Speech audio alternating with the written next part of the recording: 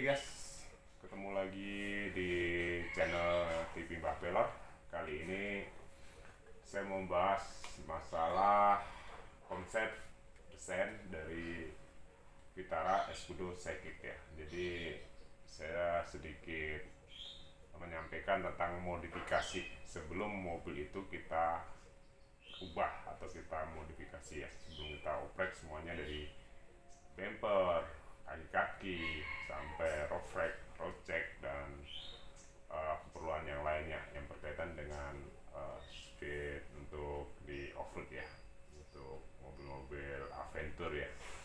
Nah, sedikit kita bahas, saya mau mengkonsep bentuknya untuk yang Gen 1 dulu ya. Kita mau bahas kali ini di video ini adalah desain konsep Gen 1. Nah, salah satu yang perlu kita perhatikan dari Escudo Vitara Psychic adalah kelemahannya dulu ya. Kelemahannya adalah di bagian kaki-kaki guys. Jadi kaki-kakinya kandungan dia sangat lemah, jadi perlu kita modifikasi untuk biar tangguh di lapangan. Nah, ada beberapa item yang biasa saya buat ataupun saya modifikasi untuk memudahkan dan meringankan biaya dari modifikasi kaki-kaki dulu.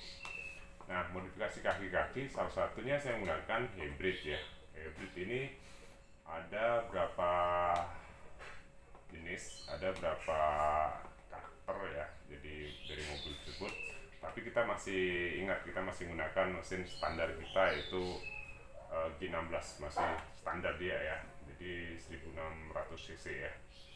Nah, kembali ke situ, kita menggunakan kaki-kaki yang sifatnya efisien tapi kuat ya.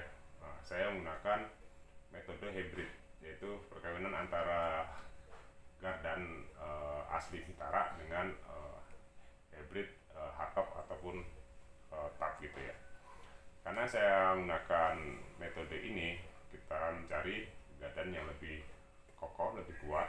Salah satunya ya hardtop karena kapasitas listriknya lebih besar daripada Vitara.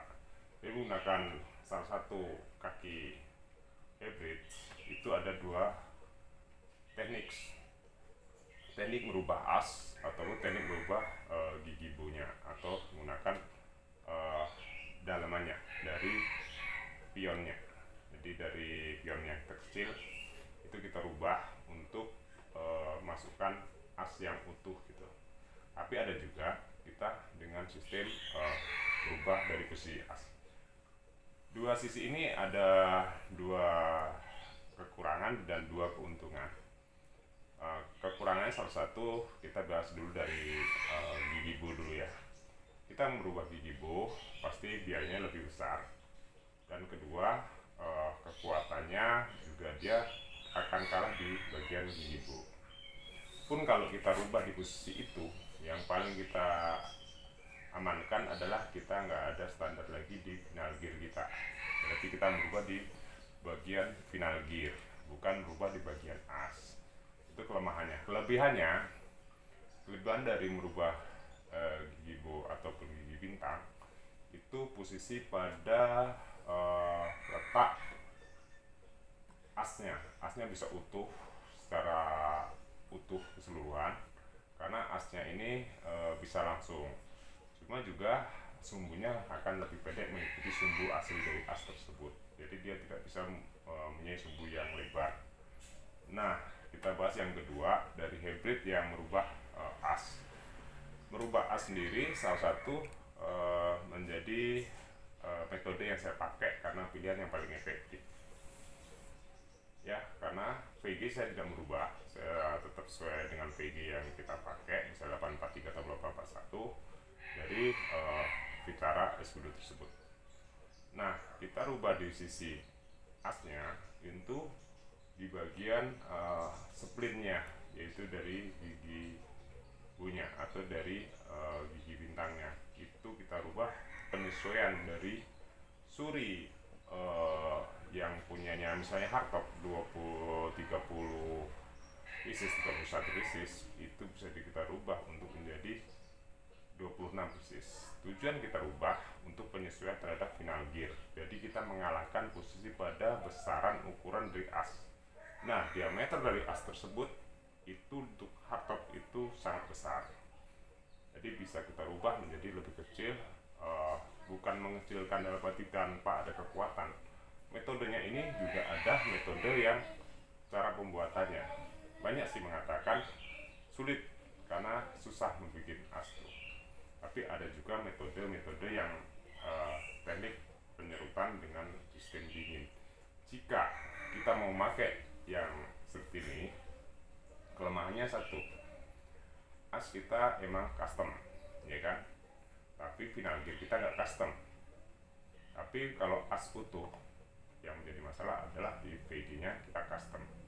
Nah, tinggal kembali pada kawan-kawan mau menggunakan sistem yang mana, karena dua pilihan ini, satu beda harga pasti, beda kebutuhan pasti. Tapi untuk mesin 1600 cc itu udah cukup mumpuni untuk di medannya, untuk perubahan di split ataupun di ukuran asnya, dan itu udah masalah.